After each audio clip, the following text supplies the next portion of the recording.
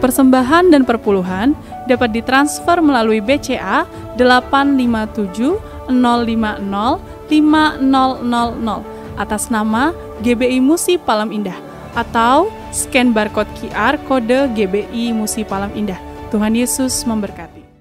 Shalom saudara, puji Tuhan kita berjumpa kembali bersama-sama di Menara Doa Gereja Betel Indonesia Musi Palem Indah. Saya terus berdoa dan berharap saudara semuanya dalam keadaan yang baik-baik. Kita terus bertumbuh dewasa di dalam Kristus dan juga kita bersama-sama bergabung saudara di dalam Menara Doa EPT ya, bersama-sama saudara.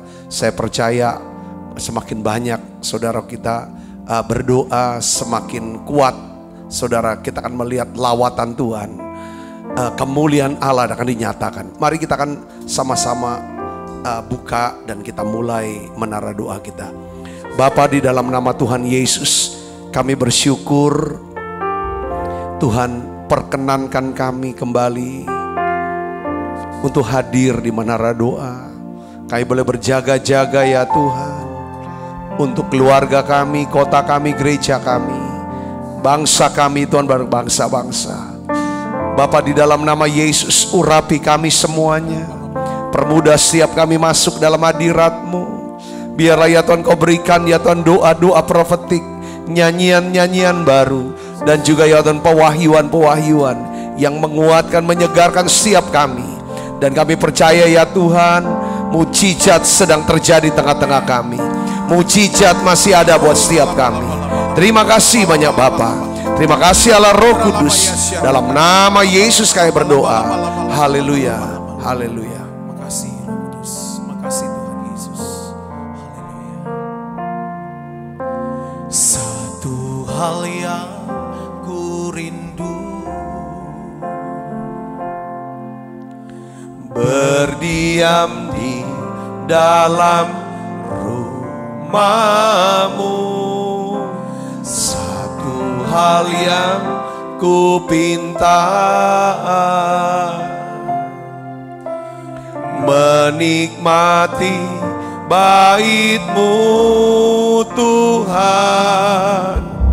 Satu hal yang ku rindu, berdiam di dalam rumah-Mu. Satu hal yang ku pinta, menikmati bait-Mu Tuhan. Lebih baik satu hari di pelataran-Mu daripada 1000 hari di tempat lain. Kami memuji-Mu ya Tuhan, memuji-Mu, menyembah-Mu. Kau Allah yang hidup dan menikmati semua kemurahan-Mu. Mari sekali lagi negatif dikatakan, satu hal yang ku rindu, satu hal yang ku rindu,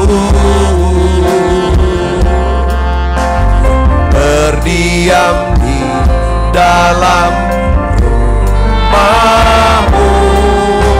Satu hal yang ku pinta, menikmati bait-Mu Tuhan. Lebih baik satu hari di pelataran-Mu daripada 1000 hari di tempat lain.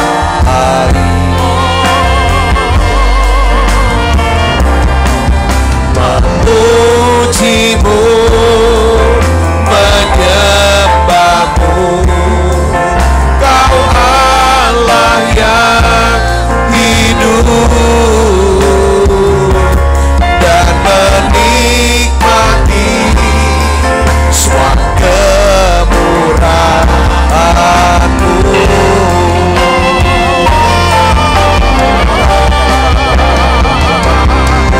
Lebih baik satu hari di pelataran-Mu daripada 1000 hari di tempat lain.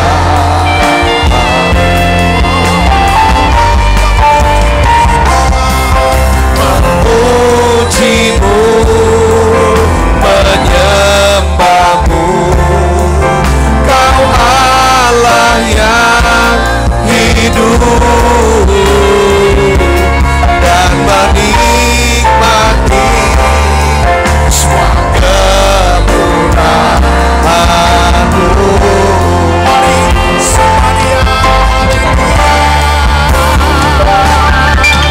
Lebih baik satu. Inilah ya Tuhan kerinduan-Mu, kerinduan siap kami. Oh ya daripada 1000 hari di tempat lain. Memuji-Mu, menyembah-Mu, Kau Allah yang hidup, dan menikmati semua kemurahan-Mu.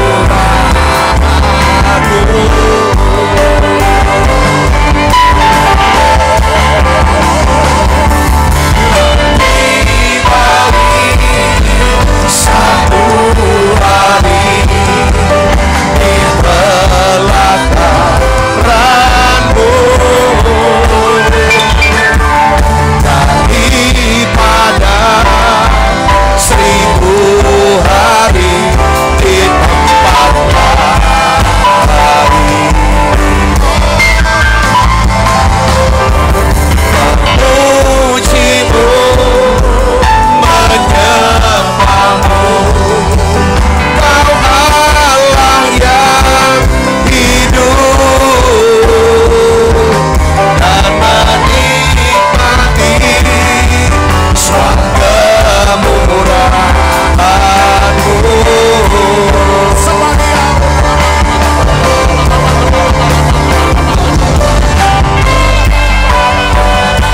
Mari buka suaranya saudaraku. Mari saudara mulai berbahasa roh. Mari saudara mulai sembah Dia. Oh, inilah ya Tuhan damba. Inilah ya Tuhan yang menjadi dambaan siap kami. Kami bisa duduk dalam hadirat-Mu. Kami bisa tinggal ya Tuhan di rumah. Oh ya lama kasih Yesus. Oh ya lama lama lama lama lama lama lama. Oh ya lama kasih lama lama lama lama lama lama lama lama. Oh ya lama kasih lama lama lama lama lama lama lama lama lama lama. Lama lama lama lama lama.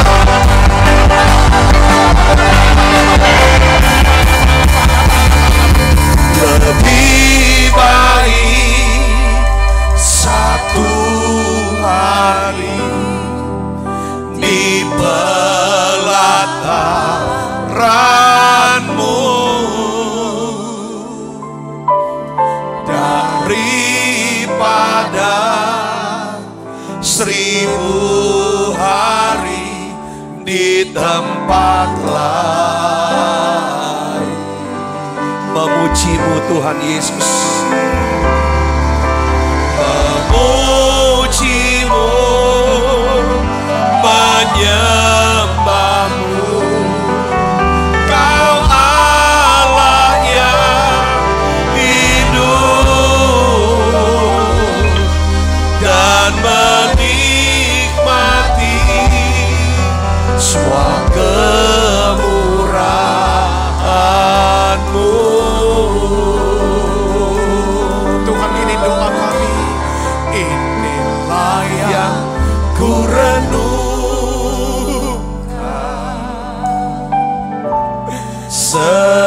setiap waktu. Nyanyian pujian dan pengagungan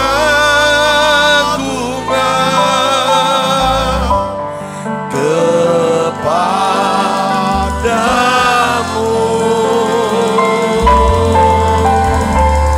Biarlah manis kau dengar Tuhan, manis kau dengar Tuhan, dan hatiku bersuka karena-Mu.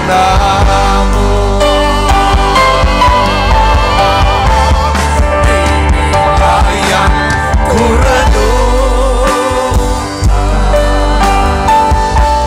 setiap waktu.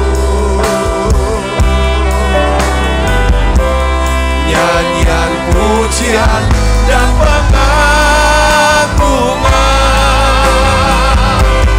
kepadamu.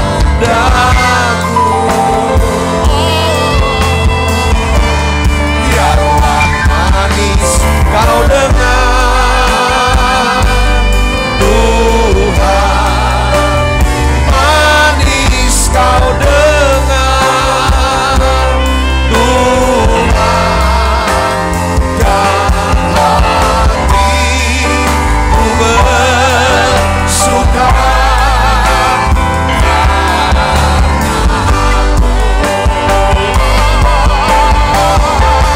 inilah yang ku renungkan setiap waktu.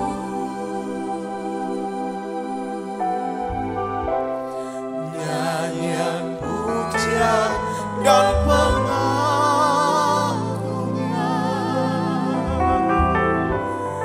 kepadamu.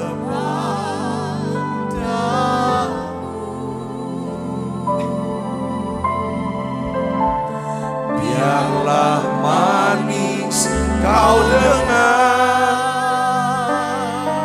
Tuhan, manis kau dengar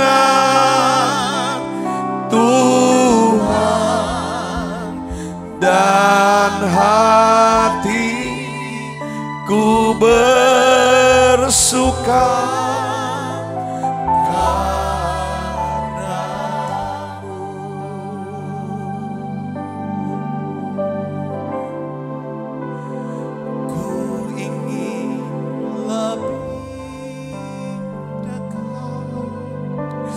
lebih dekat masuk dalam hadirat-Mu Tuhan Yesus, dan menikmati. Ini kerinduan kami, ini doa kami Tuhan. Bawa setiap kami masuk hadirat-Mu. Bawaku lebih dekat lagi Tuhan. Jamah ya Tuhan hatiku, jamah hati setiap kami. Pelukan kasih-Mu tiada yang dapat memisahkan aku dari kasih-Mu.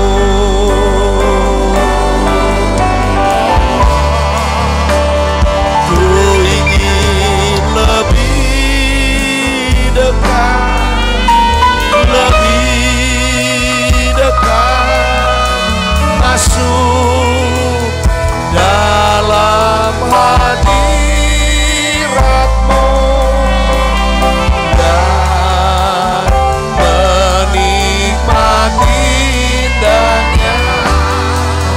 Tempat kediaman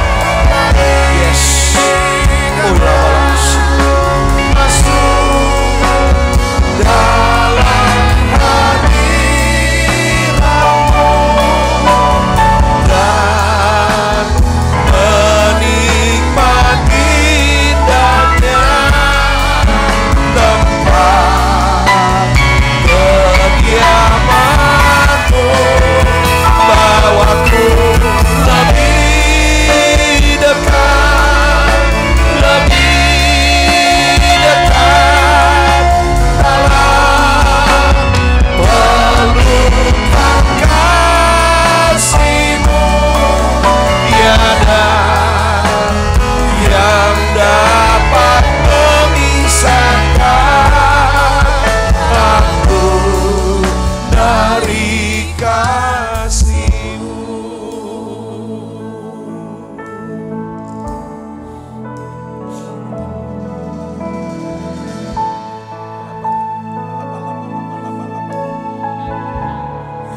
Ya Tuhanku, kami mau sujud di kaki-Mu Tuhan Yesus. Satu kerinduanku ya Tuhan, satu kerinduan kami Tuhan, kami bisa nyembah Engkau lebih dalam lagi saat ini. Kami ingin mengalami perjumpaan dengan Tuhan secara pribadi. Jamah Yesus, Tuhan, jamah siap kami sekali lagi. Penuhi kami dengan Roh Kudus-Mu lebih lagi. Yesus, mari saudara sembah lebih dalam lagi. Oh ya, dari hati yang mendambakan Tuhan, hati yang menginginkan Dia. Oh ya,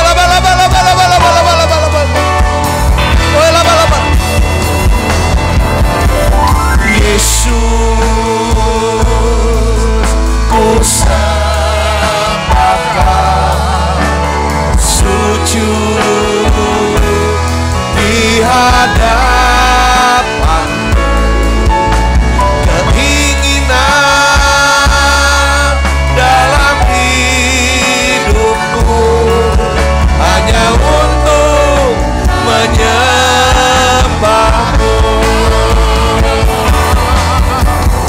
Yesus, ku sembahkan, sujud di hadapan-Mu. Keinginan dalam hidupku hanya untuk menyembah-Mu.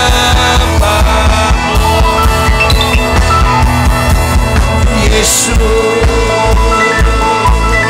ku sembah, kami sembah Engkau Yesus. Di hadapan, keinginan dalam hidupku hanya untuk menyembah-Mu.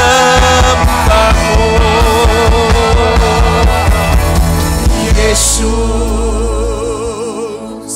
ku sembahkan, sujud di hadapan-Mu. Keinginan dalam hidupku hanya untuk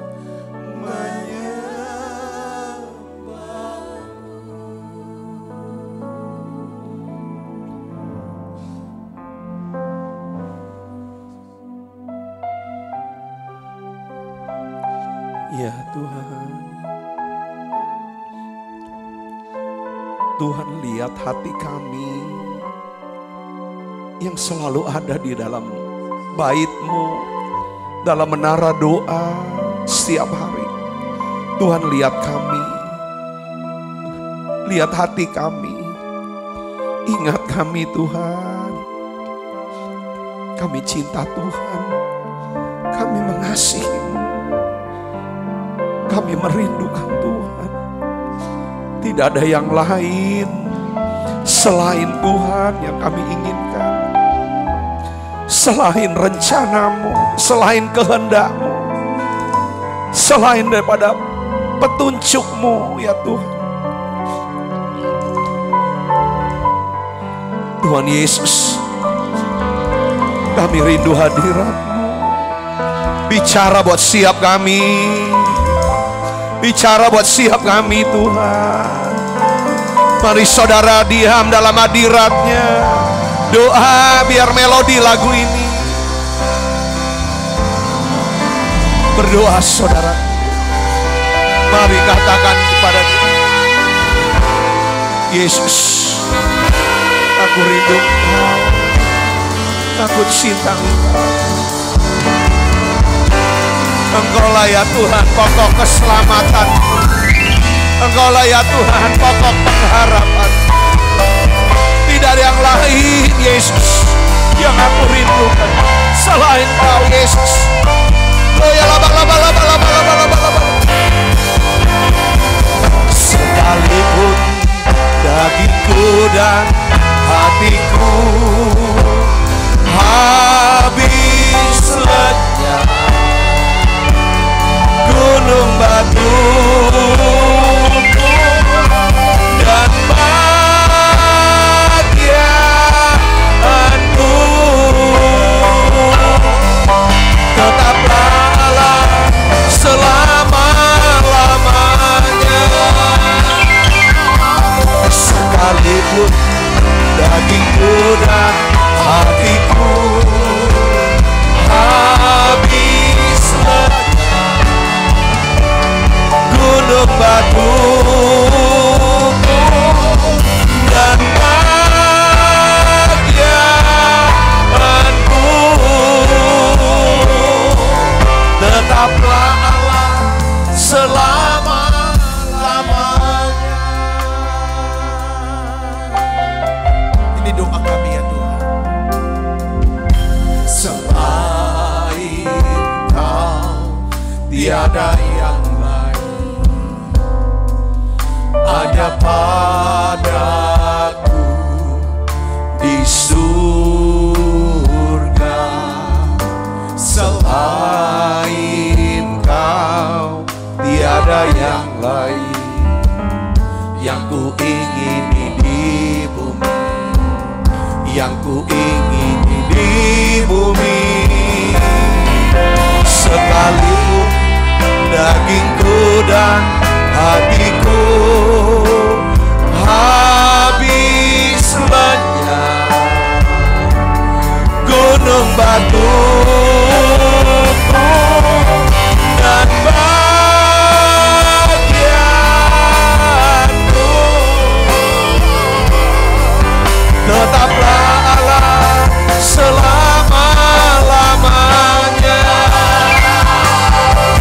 Sekalipun hatiku dan hatiku habis lenyap, gunung batu dan bahagiaanku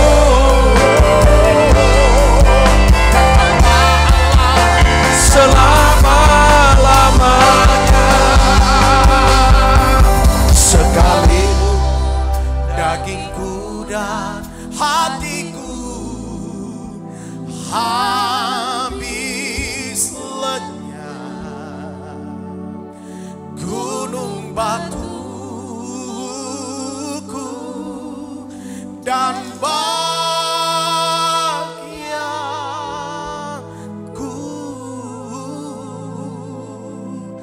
tetaplah Allah selama-lamanya.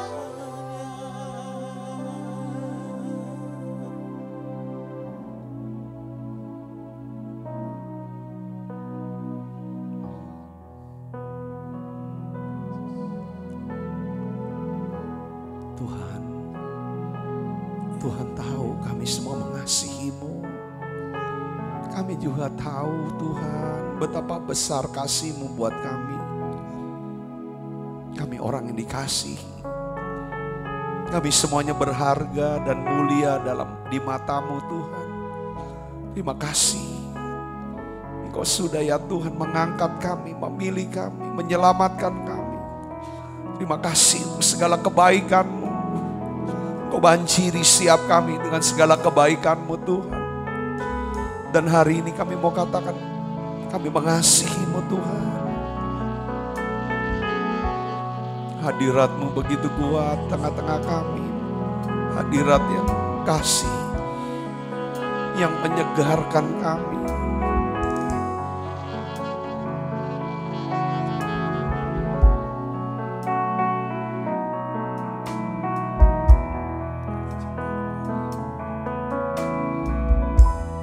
Ku cinta Kau hanya Engkau bagiku, Yesus. Sungguh ku rindu mengatakannya, betapa aku mengasihimu. Sekali lagi katakan, ku cinta Kau. Ku cinta Kau, Yesus. Hanya Engkau bagiku, Yesus. Sungguh ku rindu mengatakannya, betapa aku mengasihimu. Engkau Allah dan Rajaku, kekasih dalam hidupku. Engkau segalanya bagiku. Ku bersyukur kepadamu. Shalom saudara. Saya ingin berdoa untuk saudara yang hari-hari ini harus berada di ruang isolasi, entah isolasi mandiri atau ada di rumah sakit, karena saudara sedang berjuang untuk kesembuhan daripada COVID-19. Pegang terus ayat Yohanes 11 ayat 4, bahwa penyakit ini tidak akan pernah membawa kematian buat saudara, tetapi untuk menyatakan kemuliaan Tuhan, supaya saudara bisa bersaksi. Apapun juga penyakit saudara hari ini yang saudara sedang hadapi, engkau berjuang mungkin dengan kanker, dengan tumor, atau penyakit jantung, apapun, atau keluarga yang ada di ICU, minta iman untuk disembuhkan, minta iman untuk bisa supaya Yohanes 11 ayat 4 ini jadi rema buat saudara. Saya mengasihi saudara, saya senang berdoa untuk melihat saudara yang sakit disembuhkan. Saya senang melihat saudara mengalami banyak terobosan dan mujizat dari Tuhan. Kita ada di Menara Doa setiap hari di sini untuk melayani saudara, untuk mendoakan saudara. Karena saya sadar betapa besarnya kasih Tuhan buat saya secara pribadi. Dia terlalu baik. Saya ingin alirkan kasih itu kepada saudara, untuk saudara, lewat doa-doa, lewat pengajaran firman setiap hari yang saya sampaikan di dalam keterbatasan saya. Saya mengasihi saudara, percaya saudara tidak sendiri. Kami semua mengasihi saudara. Semua berdoa untuk kesembuhan saudara, berdoa di saat-saat sulit dalam hidup saudara. Mungkin saudara sedang sendiri, terhimpit dalam susah dan penderita ketakutan. Hari ini saya ingin beritahu, kami semua mendukung saudara. Kami mengasihi saudara. Kami mau berdoa buat saudara. Mari kita akan berdoa bersama. Sungguh ku percaya tiada yang mustahil. Naikkan pujian ini, saya akan berdoa buat saudara. Sungguh ku percaya tiada yang mustahil. Mukjizat masih ada dalam hidupku. Katakan, sembuhkan sakitku, pulihkan jiwaku. Mukjizat masih ada bagiku. Sungguh ku percaya tiada yang mustahil. Mukjizat masih ada dalam hidupku. Sembuhkan sakitku, pulihkan jiwaku. Mukjizat masih ada bagiku. Mari kita berdoa saudara. Saudara tumpangkan tangan di tempat yang sakit. Bapakku berdoa untuk setiap anak-anakmu ya Tuhan, yang sedang sakit ya Tuhan, khususnya untuk COVID-19. Di dalam nama Yesus, beri iman untuk disembuhkan ya Tuhan. bahwa penyakit ini tidak akan pernah membawa kematian, tapi untuk menyatakan kemuliaan Allah. Segala roh intimidasi, segala roh ketakutan, aku perintahkan pergi dalam nama Yesus. Biarlah Tuhan damai sejahtera-Mu ya Tuhan, yang melampaui segala akal, akan menerima hati dan pikiran anak-Mu ini di dalam Kristus. Dan kami percaya ya Tuhan, hasil daripada tes berikutnya dinyatakan sembuh total. Aku berdoa untuk setiap anak-Mu yang sedang menderita sakit ya Tuhan. Saya nggak tahu jenis-jenis penyakit darah. Entah saudara sedang HB-nya turun terus, saudara sakit mungkin kanker darah, kekurangan terus darah. Saya tidak tahu istilahnya apa.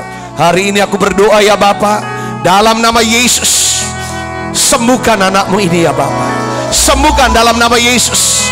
Normal kembali darahnya, normal kembali dalam nama Yesus.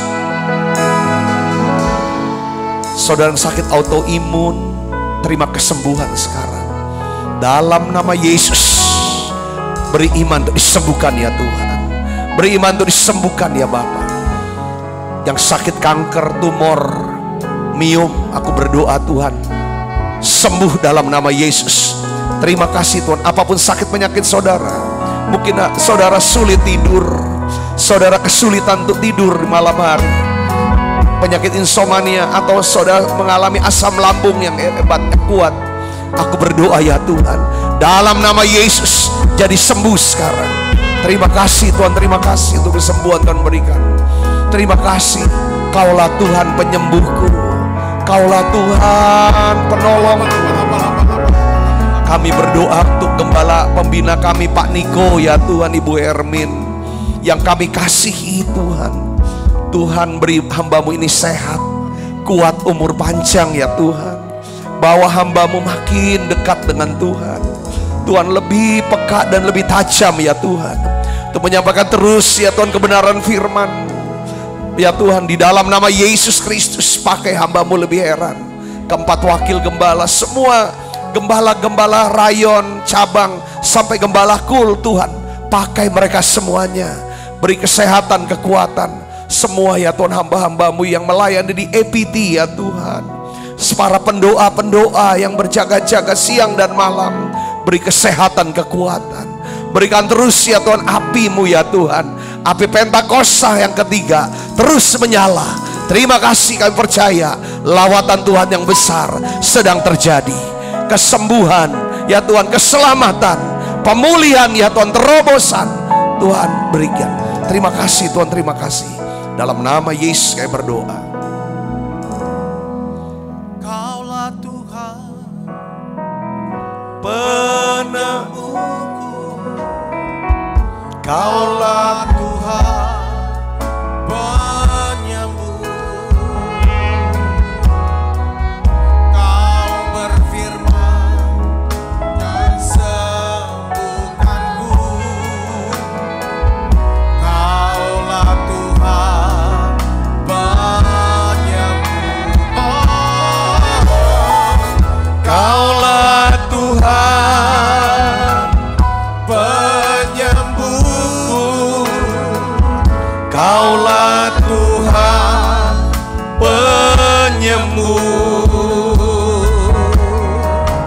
Kau berfirman dan sembuhkanku.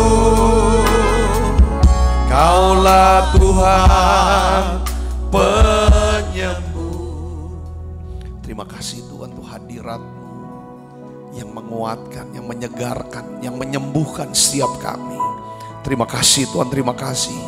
Urapi hamba-Mu untuk dapat menyampaikan pesan firman-Mu dalam bahasa yang sederhana dan mudah dimengerti ya Tuhan. Terima kasih Tuhan. Jamah setiap kami, jamah hati kami Tuhan. Di dalam nama Yesus, semua kita yang siap menerima firman dengan hati gembira, sama-sama katakan amin. Silakan duduk kembali Ibu Bapak. Shalom. Puji Tuhan, kita berjumpa kembali saudara. Hari ini saya ingin bagikan satu judul firman Tuhan yang terambil dari Kejadian pasal 35, yang saya beri judul Mengapa Harus Kembali ke Betel. Ini kisah sebenarnya Yakub, saudara. ya yang mengalami perjumpaan dengan Tuhan. Tuhan berfirman sama Yakub supaya kembali ke Betel. Nah, ada beberapa makna penting yang kita bisa renung, kita belajar dari Yakub, saudaraku. Mari kita buka Alkitab kita dari Kejadian pasal 35 ayat 1 sampai ayat yang ketiga saja saudara dulu, saudaraku. Mari kita akan baca bersama-sama. 1, 2, 3. Allah berfirman kepada Yakub, bersiaplah, pergilah ke Betel, tinggallah di situ, buatlah di situ mezbah bagi Allah yang telah menampakkan diri kepadamu ketika engkau lari dari Esau kakakmu. Lalu berkatalah Yakub kepada seisi rumahnya dan kepada semua orang yang bersama-sama dengan dia, jauhkanlah dewa-dewa asing yang ada di tengah-tengah kamu. Tahirkanlah dirimu dan tukarkanlah pakaianmu. Marilah kita bersiap dan pergi ke Betel. Aku akan membuat mezbah di situ bagi Allah yang telah menjawab aku pada masa kesesakanku dan yang telah menyertai aku di jalan yang kutempuh. Ibu bapak saudaraku yang Kristus, sebenarnya ini kisah tentang Yakub. Saya ingin saudara dalam minggu ini, mau nggak saudara, kisah tentang Yakub saudaraku dari sejak mulai kelahirannya sampai dia tutup mata. Ini PR buat kita baca kisahnya. Ini orang luar biasa. Kayaknya cuma orang inilah satu-satunya yang namanya diubah oleh Tuhan. Lalu nama yang diubah, Yakub diubah jadi Israel, dan nama Israel menjadi saudara satu nama dari satu bangsa dan satu negara. Dan sampai hari ini saudara, ini orang udah lahir ribuan tahun, tapi kisahnya masih ada, namanya masih ada saudaraku. Ini saya lihat nih, Yakub ini orang yang hebat. Hebat sekali saudara. Dari 12 anak, 12-12-nya itu jadi 12 suku Israel. Bayangin saudara, 12 dijadikan 12 suku Israel. Nama Israel itu nama Yakub saudaraku. Saudara lihat di sini. Dan kita lihat lagi dalam hidupnya dia, saudaraku. Saya pelajari, memang orang ini jauh dari sempurna. Kalau saya lihat, ini mah kita banget. Yakub ini kita banget. Saya pakai istilah gitu kan. Waduh, pokoknya. Tetapi saudara, setelah Tuhan ubah dia jadi Israel, yang di dalam, saudaraku, yang di dalam dia itu karakter. Itu mulai sedikit demi sedikit Tuhan bentuk, Tuhan proses. Akhirnya, saudara tahu, di masa tua, saudara, orang ini orang besar. 2 kali dia melepaskan berkat. Untuk siapa? Untuk Firaun. Alkitab katakan saudara, dalam kitab Ibrani, ya kan, tidak dapat disangkali. Saudara, yang memberi berkat itu lebih tinggi daripada yang menerima berkat. Yakub dia tidak punya kekayaan sekaya daripada Firaun. Tidak punya kekuasaan sebesar Firaun. Tapi ketika Yakub menghadap Firaun, dia lepaskan blessing. Saudara, ini hal yang luar biasa. Dan di ujung hidupnya, saudara, dia bisa lepaskan berkat untuk 12 orang anaknya. Dan juga kepada cucunya. Dia bisa bernubuat. Walaupun matanya saudara sudah nggak bisa lihat lagi. Tapi ketajamannya saudara, ketepatannya top. Untuk melakukan apa yang dia ucapkan saudara, satu-satu daripada anak-anaknya. Itu gak ada yang salah. Dan itu terjadi. Saudara, ini baca, ini orang luar biasa. Saudara, kita merenungkan. Sebenarnya saudaraku, ini diawali dari apa saudara sebenarnya? Ya kan? Diawali ceritanya adalah setelah Yakub menipu ayahnya Ishak. Dia tipu saudara Esau kakaknya. Untuk apa? Untuk dapat hak kesulungan. Orang ini saudara, di dalam hidupnya saudaraku, tergila-gila dengan apa? Hak kesulungan, berkat kesulungan. Apa sih sebenarnya berkat kesulungan? Berkat kesulungan ini artinya sebenarnya itu berkat atau keutamaan. Dia ingin jadi yang utama di mata Tuhan, bukan di mata manusia. Waduh, jadi artinya apa? Orang ini sepertinya benar-benar pemburu Tuhan. Tapi karena dia masih rohani, masih ini, dia andalkan daripada kekuatannya. Dengan apa? Dia pakai cara apa? Tipu. Nah, waktu dia habis nipu bapaknya, nipu Esau, Yakub menjadi sangat ketakutan kepada Esau kakaknya. Karena gini saudara, Esau tuh bersumpah bahwa dia akan, kalau bapak sudah mati, Ishak mati, aku akan bunuh orang ini yang sudah menipu saya. Nah, karena ada rencana pembunuhan atas Yakub, saudara, dan diketahui saudara, maka ya, ada orang melapor kepada Ribka, ibunya. Ini kan Esau sama Yakub nih saudara kembar. Lahir duluan tuh Esau. Tetapi saudara waktu Esau dipegang saudara tumitnya. Ini artinya apa saudara? Memang dari awal lahir pun sebenarnya dia mau duluan. Tapi dia jadi nomor 2, dia pegang tumitnya. Dia memang ingin dapat. Itu nalurinya. Saya lihat ini orang yang luar biasa. Ya udah. Lalu Ribka bilang gini. Ya kan, akhirnya Ribka bilang gini, kau harus lari lah ke paman. Ke paman artinya Laban. Laban itu saudara kandung daripada Ribka. Ya, Ribka juga cerdas. Dia nggak mau kehilangan 2 orang anaknya ini. Ya kan saudara? Ribka ngomong sama Yakub, sama Ishak suaminya. Pah, aku tuh tidak suka lihat Esau kawin sama orang Kanaan, perempuan Kanaan. Aku tidak suka. Aku ingin supaya anak kita ini, si Yakub ini, kawinlah sama paribannya. Saudara, sama sepupunya. Ya karena memang ya Abraham juga kawin dengan Sarah, itu paribannya saudara. Saudara pakai istilah pariban. Kalau saudara dari Sumatera Tapanuli, saudara saya ngerti itu. Saudara, ya kan? Itu sepupunya. Ya kan? Sama keluarga kita sendiri. Ya lebih baik itu daripada sama bangsa Kanaan yang budayanya udah bertentangan dengan kita. Betul juga ya, saya juga gak suka loh. Anak kita ini ngambil orang perempuan Kanaan, aku gak suka.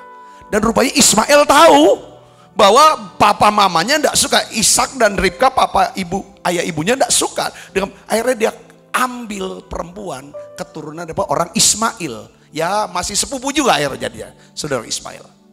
Saudara kan, sudah akhirnya itu sebenarnya trik untuk menyelamatkan Yakub dari Esau. Alasannya cari istri. Nah udah pergi cari istri. Saudara Yesus. Di tengah perjalanan Yakub pergi sendirian saudara. Nggak bawa apa-apa. Di tengah perjalanan saudaraku, dia berhenti di satu tempat. Saudara, di tempat itu dia mau istirahat, dia tidur. Saudara tahu apa yang terjadi? Di tempat itulah Yakub mengalami perjumpaan secara pribadi dengan Tuhan. Pengalaman ini sempat membuat dia begitu terpesona.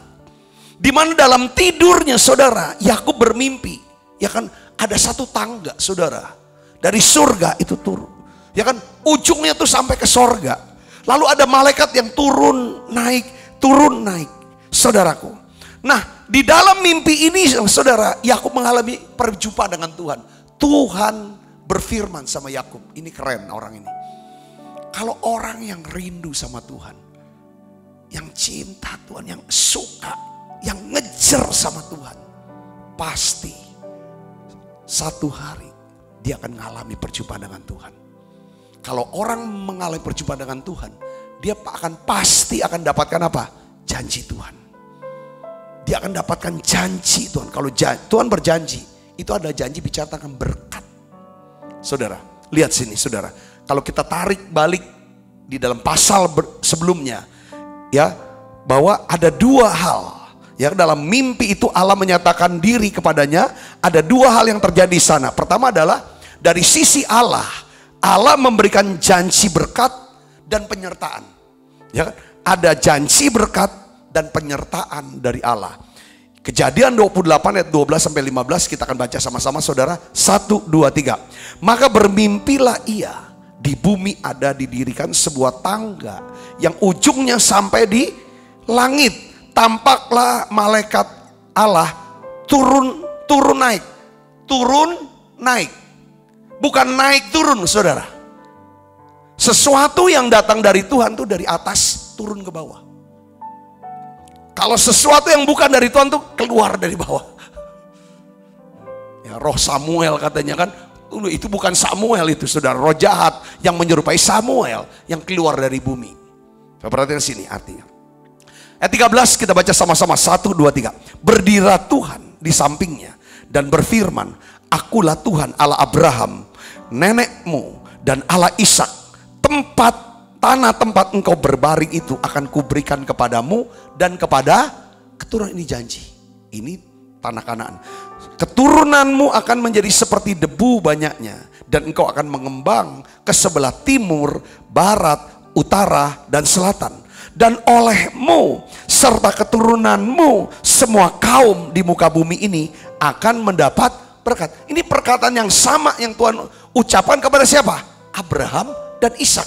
Sekarang di hari itu, di saat itu, saudara, di tempat itu, perkataan yang sama diucapkan lagi kepada Yakub, saudaraku. Terus ada janji lagi, saudara. 15, katakan apa? Sesungguhnya aku menyertai engkau dan aku akan melindungi engkau. Kemanapun kau pergi, aku akan membawa engkau kembali ke negeri ini. Sebab aku tidak akan meninggalkan engkau, melainkan tetap melakukan apa yang kujanjikan kepadamu. Katakan amin. Dia dapat janji Tuhan secara pribadi. Dia bukan cuma jadi anak perjanjian, tapi Tuhan juga sendiri berjanji sama dia. Saudara, ngalami perjanjian secara pribadi. Kadang-kadang gini, kita mungkin keturunan bapak kita, saudaraku, dapat janji Tuhan bahwa anak cucunya tidak akan minta-minta roti. Tapi sebenarnya si anak pun harus mengalami perjumpaan Tuhan supaya dia tetap dapat roti itu. Katakan amin, saudara, supaya tidak minta roti itu.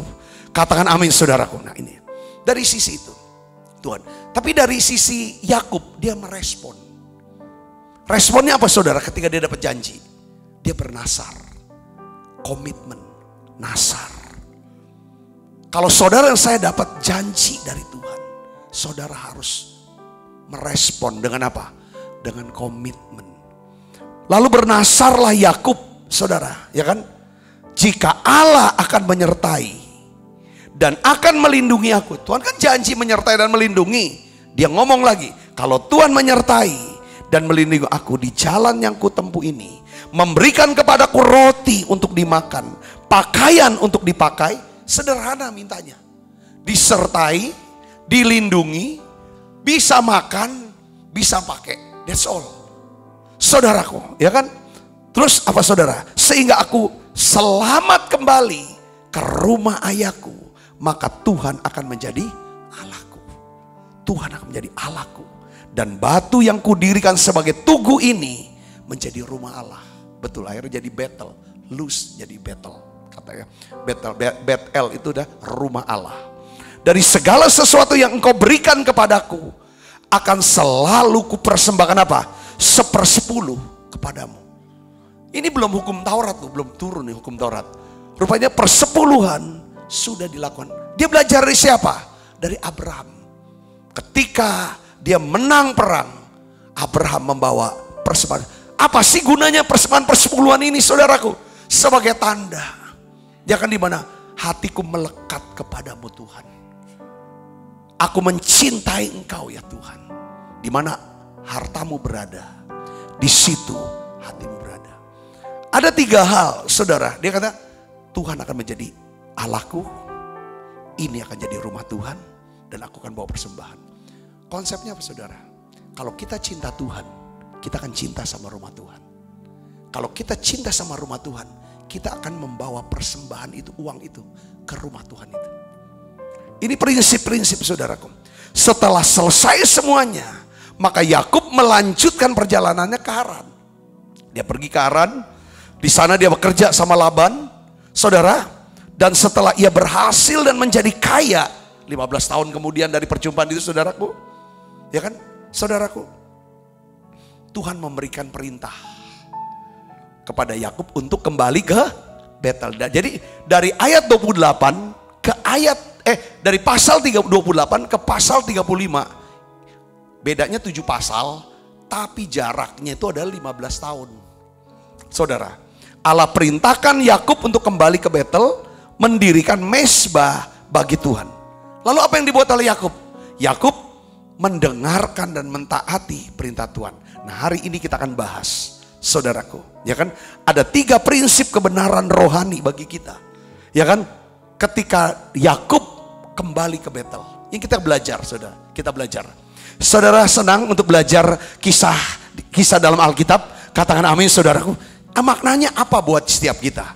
Pertama segini, saudara, ya kan? Di dalam Kejadian 35 ayat 1, Tuhan berfirman kepada Yakub, ya, dikatakan, bersiaplah, pergilah ke Betel, tinggallah di situ, buatlah mezbah bagi Allah. Dia kan janji mau buat mezbah. Diulangi lagi apa yang dia pernah nazar, dia pernah janji sama Tuhan, dia pernah mau komit sama Tuhan. Kalau Tuhan kasih saya makan, kasih saya pakaian, lindungi saya, pelihara saya, tiba dengan selamat, Tuhan akan jadi Allah. Aku akan dirikan batu ini jadi mezbah, rumah Tuhan, ya kan? Nah, tuh, kita lihat, buatlah di situ mezbah bagi Tuhan yang telah menampakkan diri kepadamu ketika engkau lari dari Esau kakakmu. Tuhan ingetin.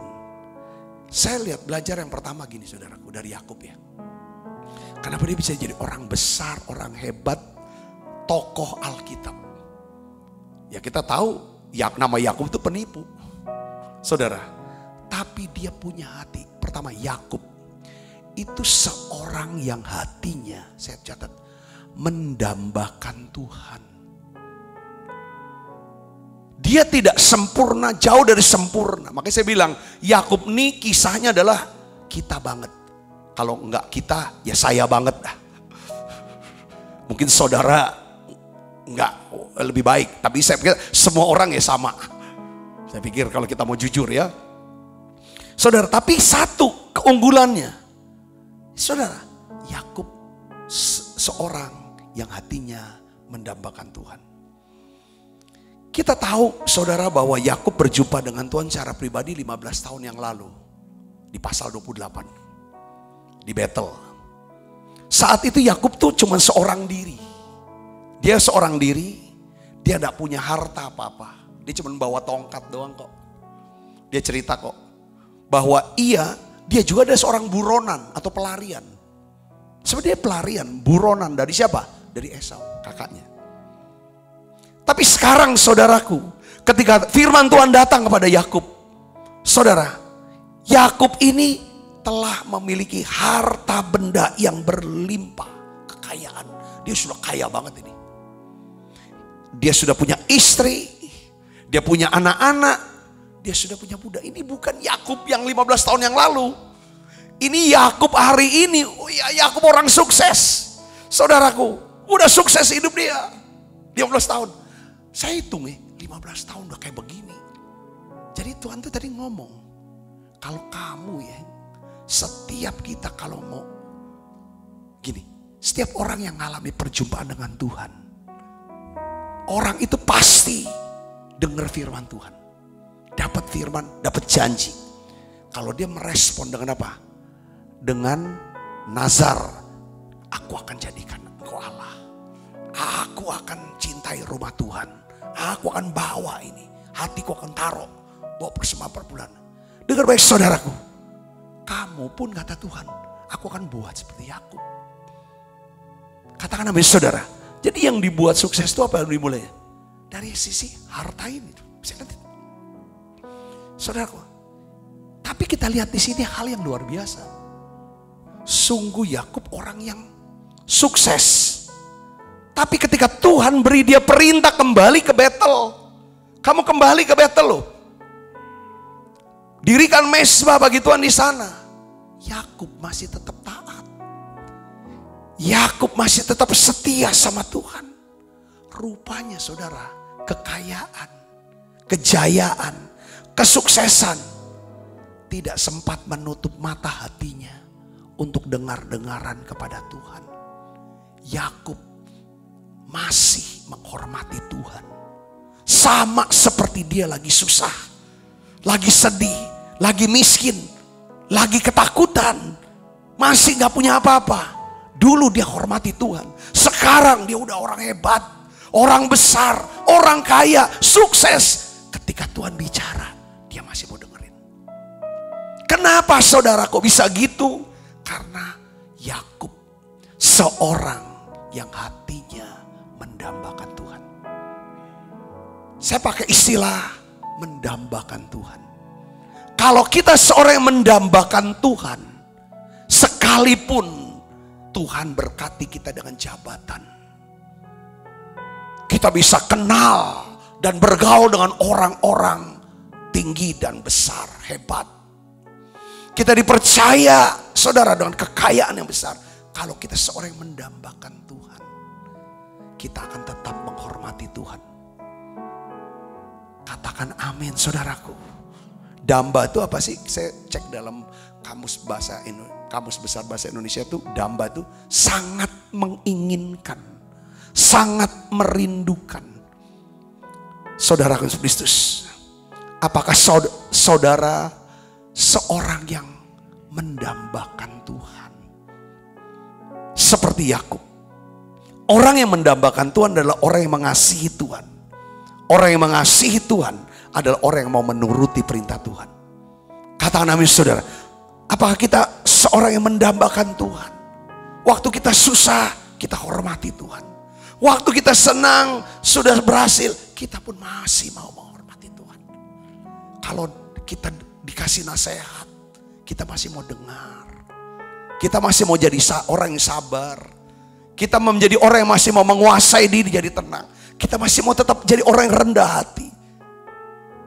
Kalau kita menjadi orang yang hatinya mendambakan Tuhan, kita nggak lihat ini bukan segalanya lah, Tuhan segalanya. Ini Yakub. Ini titik awalnya, saudaraku. Saya berdoa, ya kan? Kita semua memiliki hati yang mendambakan Tuhan. Kalau kita punya hati yang selalu mendambakan Tuhan, kita akan hidup dalam pengurapan. Setiap hari kita diurapi dengan urapan yang baru. Kata amin, saudara, Roh Kudus akan curahkan terus kasih Allah ke dalam hati kita, sehingga kita semakin mendambakan Tuhan. Dampaknya apa, saudara? Alkitab katakan apa di dalam Mazmur 23, dia mengurapi kepalaku dengan minyak, ya, 235, ya kan? Pialaku penuh melimpah. Kebajikan, kemurahan belaka akan mengikuti aku seumur hidup, dan aku akan diam dalam rumah Tuhan sepanjang masa. Kalau saudara saya menjadi orang yang mendambakan Tuhan, maka dia akan terus urapi kepala kita dengan minyak. Kita ini yang tiap hari di Menara Doa online, saudara yang suka doa, muji, nyembah, biarlah hati saudara adalah hati yang selalu mendambakan Tuhan. Orang yang hati mendambakan, kata-katanya selalu Tuhan tuh segalanya. Bangga dengan Tuhannya, senang dengan Tuhannya.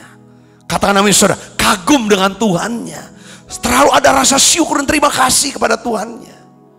Katakan amin, saudara. Saya bisa lihat ya, kalau orang mendambakan manusia, manusianya namanya mungkin si Anu. Saya suka tes, suka saya cerita. Si Anu gini. Iya loh, gini loh. Wah, terus dia ada rasa kagum, rasa senang, cerita tentang si Anu. Kenapa? Karena dia mendambakan si Anu. Saya bisa garis di sini. Katakan amin, saudara. Kita perlu juga bisa menghormati, menghargai sesama kita. Tapi saya ingin supaya, ya kan, kita mendambakan Tuhan seperti Yakub. Ini kuncinya. Makanya kalau bilang, ini kok ada ya orang namanya jadi satu bangsa, satu negara. Walaupun dari abad ke abad, dari masa ke masa, dari pemerintah ke pemerintah, berusaha untuk menghapus nama Israel, menghapus satu bangsa Israel. Bahkan sampai hari ini, saudaraku, sekelompok daripada orang ingin juga lenyapkan, hapus dari itu. Tapi dengar baik, Tuhan bilang keturunanmu akan jadi berkat buat bangsa-bangsa. Kalau saya bisa pakai iPad hari ini, saya bisa pakai handphone sekarang, itu karena ada keturunan Yakub, keturunan Abraham, keturunan Israel. Abraham, Ishak, Yakub, Israel. Ini yang cipta. Orang Yahudi.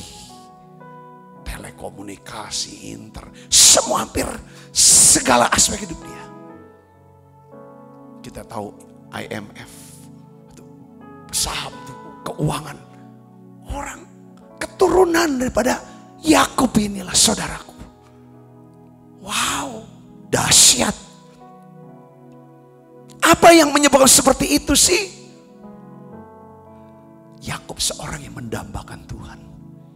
Nama kita, nama saudara saya, dan keturunan kita tidak akan dihapus dari hadapan Tuhan. Kalau kita hari ini mendambakan Tuhan. Siapa yang saudara dambakan? Uangkah? Karirkah? Pekerjaankah? Ya, kita semua mau sukses. Tapi saya mau kasih kuncinya. Ya kadang-kadang semua bisa berlalu. Tapi yang ini nih. Katakan amin. Mendambakan Tuhan adalah kita mendambakan firman-Nya, rencananya, kehendaknya, pekerjaannya, kerajaannya. Itu. Katakan amin, kita bisa dahulukan itu. Yang kedua, apa yang kita belajar dari Yakub di Betel ini? Yakub memiliki hati. Hati apa saudara? Hati misi. Hati misi. Tuhan kan perintahnya Yakub kembali ke Betel. Tapi saudara, Yakub ajak seluruh anggota keluarganya, istrinya, anak-anaknya, budak-budaknya diajak semuanya ke Betel. Dia bisa aja, kau tunggu dulu di satu tempat ini, aku nanti yang ketemu Tuhan pribadi. Enggak, dia ajak semua saudaraku. Ya kan? Dia berkata apa ayat 2? Berkatalah Yakub kepada seisi rumahnya dan kepada semua orang yang bersama-sama dia, termasuk budak-budak dia. Semua orang, saudaraku, jauhkanlah dewa-dewa asing yang ada di tengah-tengah kamu. Kita mau ibadah, mau ketemu Tuhan, jangan lagi duain Tuhan. Kalau saudara mau percaya Yesus, sudah nggak usah percaya lagi dengan arwah di kuburan. Jangan lagi percaya pada dukun-dukun, jangan percaya lagi kepada jimat-jimat, totalitas. Ini istilah di sana. Yakub bilang, ayo kita buat pertobatan. Ya, nggak usah gantungan, total sama dia. Tahirkanlah dirimu, sucikan diri kamu. Ya kan? Tukar pakaianmu, nggak usah, jangan pakai. Ini bicara tentang cara hidupnya. Ayat ketiga, baca yang keras, 1, 2, 3. Marilah kita bersiap dan pergi ke Betel. Dia ceritakan, aku akan membuat mezbah di situ bagi Tuhan yang telah menjawab aku pada masa kesesakanku. Dia tahu terima kasih sama Tuhan. Dia tahu, sadar dulu di masa kesesakan saya pernah minta sama Tuhan, dan sekarang Tuhan sudah jawab. Sekarang Tuhan panggil aku tuh datang lagi ke tempat itu, tempat di mana aku pernah dalam keadaan sesak, sepi, sendiri, sedih, takut, stres. Nggak ada orang yang tahu, nggak ada orang yang bisa bantu. Tapi di situ aku ketemu Tuhan. Aku ketemu Tuhan. Sejak pertemuanku dengan Tuhan, aku nyata banget penyertaan Tuhan. Kalau Tuhan sertai, dia pasti beri kita apa? Hikmat, kuasa, belas kasihan, perkenanan, kemudahan, sehingga apapun yang aku kerjakan sukses. Aku dapat semua ternak. Kata namanya saudara, ini kita bisa jadi kayak gini, mama, anak-anak, ya semua itu karena Tuhan di atas. Bukan usaha aku, bukan otak aku yang pintar. Sekarang dia panggil aku. Ayo kita semua ibadah. Ayo sekarang kita ikut Tuhan. Aku ingin, bukan cuman aku yang ngalami perjumpaan pribadi. Bukan cuman aku yang dijamah. Bukan hanya aku yang diselamatkan. Bukan cuman aku yang kenal Tuhan. Aku mau istriku juga, anak-anakku juga, pembantuku juga, karyawanku juga, semua orang yang bersama dengan aku. Beri kemuliaan buat Yesus. Itulah Yakub, orang yang punya, orang yang mendambakan Tuhan. Pasti orang ini punya hati misi. Hati misi itu apa sih? Hati yang ingin melihat, bukan cuma dia yang diselamatkan, bukan cuma dia yang bisa nikmati hadirat Tuhan, bukan cuma dia yang tahu firman Tuhan, yang bukan cuma dia yang bisa diberkati Tuhan, bukan cuma dia yang bisa diubah oleh Tuhan hatinya, tapi dia rindu melihat pertama-tama keluarganya. Dia rindu melihat semua orang yang bersama dengan dia. supaya ngalami juga perjumpaan dengan Tuhan, ngalami jamahan Tuhan, ngalami juga pertobatan dan keselamatan. Ini Yakub, saudaraku, ini Yakub. Ini Tuhan suka. Tuhan suka kalau kita seringkali perkenalkan Tuhan dan bawa orang supaya ketemu sama Tuhan. Katakan amin, saudara. Ini Tuhan suka. Di masa-masa pandemi dan sulit ini, apakah kita orang yang mendambakan Tuhan? Apakah kita masih punya doa? Selamatkan Tuhan sahabatku ini, selamatkan Tuhan keluargaku ini, anakku ini, suamiku ini, istriku ini. Masih nggak ada doa itu? Setiap usaha kita, setiap perkataan, apapun, saudara, tujuannya kita ingin setiap orang diselamatkan. Dia ngalami Tuhan dalam hidup dia. Apa kita cuma sekedar ya kita hormatilah, jangan nyinggung perasaan dia. Apalagi udah Kristen, udah lama gak baca Alkitab, udah lama jauh dari Tuhan, kita cuma bergaul aja gitu, seneng, nikmatin. Ada gak kita sadarkan dia? Ayo kembali ke Tuhan. Tuhan sudah pernah tolong kamu di masa kesesakan. Tuhan sudah bawa kamu. Sekarang Tuhan perintah kamu kembali ke Betel. Kembali ke cinta yang mula-mula. Tahu diri. Ini penting, saudaraku, dalam hidup kita. Kita kadang-kadang perlu pergi ke satu tempat. Tempat di mana dulu kita itu. Di mana kita tuh berasal dari mana. Awalnya sama Tuhan tuh gimana. Saudara bisa mengerti sini, katakan amin. Saat aku pernah ketemu dengan Tuhan ini di tempat ini, di gereja ini, di dalam ini, aku pernah doa sama orang ini. Coba saya kembali ke Betel ini. Saya ingin gugah hati saudara. Kalau kita masih punya hati misi, maka minyak urapan itu akan terus mengalir dalam hidup kita. Kamu akan menerima kuasa kalau Roh Kudus turun atas kamu, dan kamu akan menjadi apa? Saksi. Kita diurapi, kita dapat kuasa, kita dapat pengurapan. Tujuannya untuk supaya kita bisa menjadi saksi, punya hati misi. Katakan amin. Katakan amin. Ya, yang ketiga, yang terakhir, saudaraku, Yakub seorang yang hatinya lembut di hadapan Tuhan. Hatinya lembut. Saudara sudah ngerti arti hatinya lembut ya? Kalau udah ketemu sama Tuhan, Tuhan mau apa sama aku? Tuhan mau koreksi aku. Tuhan mau proses aku. Mau nasihati aku. Mau hajar aku. Asal aku tetap bisa dekat sama Engkau. Aku mau hidup sesuai dengan rencanamu Tuhan. Sesuai dengan kehendak-Mu ya Tuhan. Yakub saudaraku, dia perintahkan seluruh keluarganya, ya, sekarang jauhkan dewa-dewa asing. Ayo kita kuduskan diri. Dewa-dewa asing ini mungkin menunjuk kepada dewa keluarga. Kalau zaman dulu orang itu pasti punya dewa keluarga. Saudaraku, ya Laban, pernah dewanya Laban tuh dicuri sama Rahel. Rahel waktu dia mau lari keluar, Yakub ajak istrinya untuk pergi ninggalkan Laban. Maka yang diambil itu adalah terafim. Itu dewanya saudara. Dia berpikir, Rahel tuh masih berpikir, nanti yang lindungin aku, yang jagain aku si terafim ini, patung ini dibawa saudaraku. Ya kan? Nah ini patung. Nah dia bilang, patung-patung kita harus tinggalkan semua. Ya, tinggalkan. Saya melihat ketika mereka mulai menyerahkan, ayat 4 dan 5. Mereka menyerahkan kepada Yakub segala dewa asing yang dipunyai mereka. Anting-anting yang ada pada telinga mereka. Saya gak ngerti kok perhiasan anting-anting diserahkan juga dibuang. Mungkin anting-anting itu ada gambar apa mungkin deh saudaraku. Zaman sekarang mungkin gambarnya naga gitu saudara. Apa gambar kuda atau gambar yang serem-serem. Yang lambang daripada dewa-dewa mereka. Yang mereka percayai. Mereka copot. Lalu Yakub menanamnya di bawah pohon besar dekat Sikem.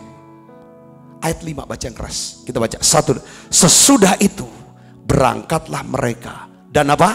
Kedahsyatan yang dari Allah meliputi kota-kota sekeliling mereka. Sehingga anak-anak Yakub tidak dikejar. Ketaatan melakukan perintah Tuhan. Kembali ke Betel untuk mendirikan mezbah, menjauhkan dewa-dewa asing, menyebabkan kedahsyatan yang dari Allah meliputi kota-kota sekeliling mereka, sehingga anak-anak Yakub itu tidak dikejar. Zaman dulu saudara, kalau ada serombongan keluarga lewat, pasti kan ada begal-begal di sana. Mana saudaraku? Pasti mereka akan ambil semua hartanya, orangnya dibunuh. Tapi saudara, ketika mereka mengikuti apa yang Tuhan perintahkan, Alkitab katakan kedahsyatan dari Allah. Begal-begal itu yang mau membunuh dan mencuri, mau membinasakan, saudara, mereka ya kan tidak berani mendekat, karena ada kedahsyatan daripada Allah. Saya percaya saudara, sepanjang hidup kita mau mendambakan Tuhan, punya hati misi, siap dibentuk oleh Tuhan. Dengar baik saudaraku, saya percaya ada perlindungan, ada pemeliharaan, dan juga ada apa saudara? Ada berkat Tuhan buat hidup kita. Yang percaya katakan amin. Nah ini dia. Saya ingin bagikan begini saudara ya, tentang Yakub ya, tentang Yakub. Ini saya sebenarnya Yakub ini orang yang lembut hatinya. Ya. Yakub tuh identik dengan apa? Penipuan. Penipuan. Jadi Yakub ini memang seorang yang mahir ya dalam hal tipu menipu.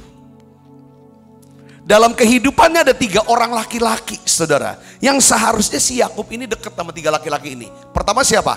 Ishak ayahnya. Kedua Esau kakaknya. Yang ketiga Laban mertuanya. Tapi 3 laki-laki ini itu ditipu sama dia semuanya. Ini orang benar-benar saudaraku. Ya kan saya mau kasih tahu. Ya kan pertama kali saudaraku yaitu bahwa dia tipu ayahnya Ishak dan kakaknya dalam kasus apa? Hak kesulungan. Jadi lalu dia tinggal di rumah Laban. Saudara, tipu menipu juga sangat lekat dalam kehidupan dia. Ketemu Laban, dia tertarik sama Rahel. Ya kan, Laban bilang, "Oke, kamu boleh kawin sama Rahel." Pas malam ditukar, bukan Rahel saudara tidur sama Yakub, tapi siapa yang tidur dengan Yakub? Lea. Jadi dia ditipu sama Laban. Nah di situ dia kena tipu saudaraku sama Laban, tas Rahel untuk hari pernikahan. Jadi Laban bilang, kalau kamu mau ambil Rahel, ya kan saudara, kok kawinin dulu Lea. Kan kita kan udah deal, aku mau cintanya Rahel, kenapa kau kasih Lea sama saya? Ya kalau aku akan kasih Rahel, ya kan, adiknya. Ya kamu kawin dulu sama kakaknya lah, jangan kawin. Nanti Rahel, tapi kau harus kerja sama saya 7 tahun. Jadi kerja untuk dapetin Rahel saudara, kerja gratis. Kena tipu dia saudara. Selanjutnya apa yang terjadi? Yakub nipu Laban dalam hal apa? Hewan. Lalu selanjutnya lagi Laban menipu Yakub dalam hal apa saudara? Dalam hal upah. Dan akhirnya Yakub menipu Laban ketika ia hendak melarikan diri dari rumah Laban. Jadi kalau orang udah biasa tipu menipu, ditipu, ntar nipu lagi, ditipu nipu. Jadi tipu menipu itu jadi hal yang biasa. Tapi ketika Yakub mengalami perjumpaan yang kedua sama Tuhan.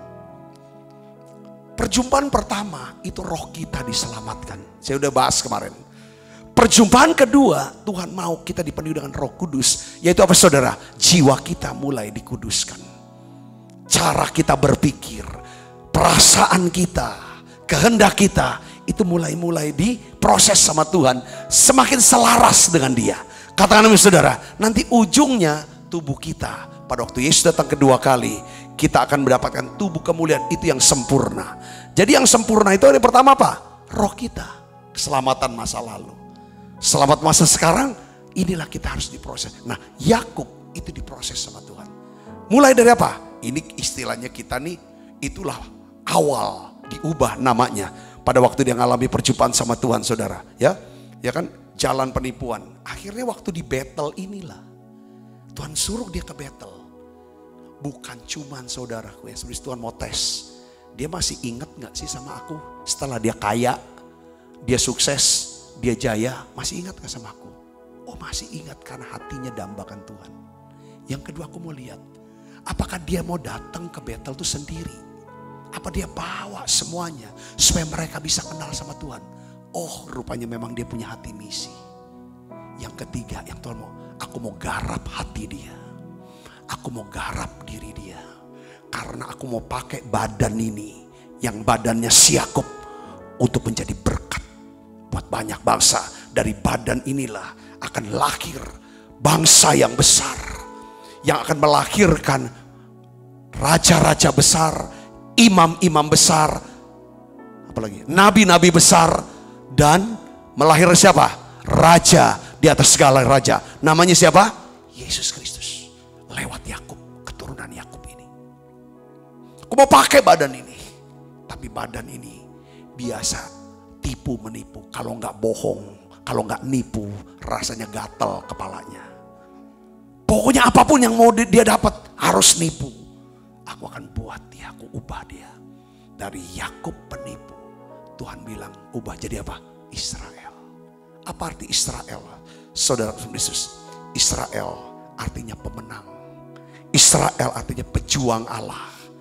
Nah, sejak saat itu saudaraku, ya kan? Dan Yakub ketika dia bentuk, diubah jadi Israel, dia nggak lihat lagi aku penipu, tapi aku ada pejuang Allah. Aku adalah pemenang. Katakan amin. Nanti kalau saudara lihat ya, sejak daripada saat itulah, sejak dari perjumpaan dia kedua kalinya sama Tuhan di Betel, saya lihat pasal berikutnya, kesedihan, penderitaan datang, silip yang di dalam ini dirembukan sampai dia nggak bisa buat dengan kekuatan menipu dia lagi. Dia gantung sama Tuhan. Makanya Tuhan harus apa? Buat pangkal pahanya ini terpelecok sehingga dia nggak bisa lagi andal jalan dengan dua kakinya. Dia harus andalkan apa? Tongkat. Dia harus andalkan tongkat, lambang daripada apa? Dia harus bergantung sama Tuhan. Tapi Yakub ketika dia dibentuk, saudara lihat di sana kan, lalu lahir Benyamin, istri kesayangan Rahel mati. Itu penderitaan buat dia, saudara Kristus. Lalu kita melihat lagi, dengar kabar, ya kan segala macam. Ya, Yusuf katanya mati. Dia sedih, dikatakan anak-anak bilang Yusuf lah mati, Bapak. Ya sudah nggak ini kan, padahal dijual ke Mesir. Remuk lagi. Dina anak perempuan satu-satunya diperkosa, hancur lagi. Lalu reaksinya anaknya Lewi dan Simeon apa saudara? Suruh Sikem yang jatuh cinta sama Dina, semuanya disunat. Sunat dulu baru semua laki-laki disunat. Habis disunat saudara, dibunuh, dituja satu-satu. Waduh, ya aku pakai aduh ini pilu terus. Pilu, tapi yang di dalam Tuhan sedang garap untuk jadi apa? Israel. Kadang hari-hari ini saudara mungkin sedang digarap sama Tuhan, tapi tetaplah punya hati yang damba, punya hati misi, hati yang lembut seperti Yakub. Tuhan mau bentuk kita sebagai pemenang, pejuang Allah, Israel, Israel rohani. Saya berdoa saudara diberkati dengan pesan firman ini. Tutup mata kita. Bapa, aku berdoa ya Tuhan. Mungkin anak-anakmu sedang ya Tuhan mengalami, Engkau sedang gali, Engkau sedang garap, Engkau sedang bentuk setiap pribadi kami. Biar kami menjadi seorang Yakub Tuhan, yang punya hati yang damba kepada Tuhan. Kami menjadi seperti Yakub yang punya hati misi, seorang yang lembut hatinya di hadapan Tuhan. Biar Tuhan ubah kami Yakub menjadi Israel Tuhan. Aku berdoa ya Bapa dalam nama Yesus, turunkan berkat-Mu setiap anak-anak-Mu. Tuhan Yesus, biarlah ya Tuhan, aku dan seluruh isi keluargaku, seluruh isi keluargaku, saudara-saudaraku, ya Tuhan, semua ya Tuhan, umat-Mu, semuanya akan tetap ada di hadapan Tuhan. Terima kasih Tuhan, terima kasih aku berdoa. Turunkan ya Tuhan, berkat-Mu ya Tuhan. Dalam nama Yesus, sebentar ya Tuhan kami akan makan perjamuan kudus. Biarlah Engkau sendiri akan memberkati kami. Dalam nama Yesus. Engkau Allah. Kita siapkan perjamuan kudus saudaraku. Kekasih dalam hidupku, Engkau segalanya bagiku. Ku bersyukur kepadamu. Kita angkat roti kita, saudaraku. Sebab apa yang telah kuteruskan kepadamu telah kuterima dari Tuhan, yaitu bahwa Tuhan Yesus pada malam waktu ia serahkan mengambil roti. Angkat roti, tangan kita tinggi-tinggi depan Tuhan, saudaraku. Dan sudah itu mengucap syukur atasnya. Ia memecah-mecahkannya dan berkata, inilah tubuhku yang diserahkan bagi kamu. Perbuatlah ini menjadi peringatan akan aku, saudaraku. Bukankah roti tangan kita ada persoalan kita dengan tubuh Kristus? Mari kita makan dalam nama Yesus.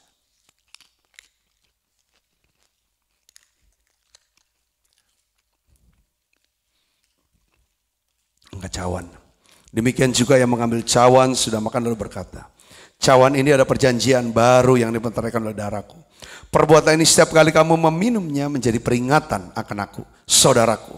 Bukankah cawan perjanjian ini yang atasnya kita ucapkan syukur ada persoalan kita dengan darah Kristus? Mari kita minum dalam nama Yesus. Terima kasih Tuhan. Terima kasih untuk anugerah-Mu. Terima kasih untuk berkat-Mu. Mari naikkan bidang ini bersama-sama, katakan terima kasih. Terima kasih Yesusku buat anugerah yang Kau beri. Sebab hari ini Tuhan adakan syukur bagimu.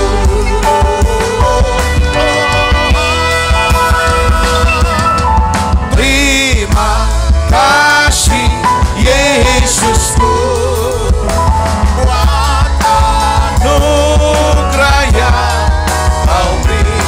Sebab hari ini Tuhan adakan syukur bagimu.